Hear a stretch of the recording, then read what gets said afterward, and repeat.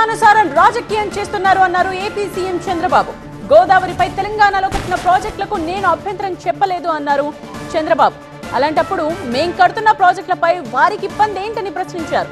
సాగర్, శ్రీశైలానికి గోదావరి నీటిని తరలిస్తే తెలంగాణకు కూడా నీళ్లు ఇవ్వచ్చన్నారు. ఈ రాజకీయాలు నాకే అర్థం కాల. ఏంటి రాజకీయం? ఇప్పుడు దేవాదుల ప్రాజెక్టు కట్టారు. దేవాదుల ప్రాజెక్టు గోదావరి పైన, అక్కడి నుంచి నీళ్లు వస్తే పోలవరానికి వస్తాయి. పోలవరం నీళ్లు వచ్చి గోదావరి నుంచి మీరు నీళ్లు తీసుకుంటే నేను అబ్జెక్ట్ చేయకపోతే, మీరు పోలవరం నీళ్లు తీసుకుంటే మీరు అబ్జెక్ట్ చేస్తేమన్నా మీనింగ్ ఉంది. ఇట్లా పైన నీళ్లు తీసుకొని ఎక్కడ పోయారు? మంజీరాకి తీసుకెళ్ళి తప్పలేదు. నేను ఆ రోజు కూడా వెల్కమ్ చేస్తాను, ఇప్పుడు వెల్కమ్ చేస్తున్నా. గోదావరిలో పుష్కలంగా నీళ్లు ఉన్నాయి, కంప్లీట్ చేయండి.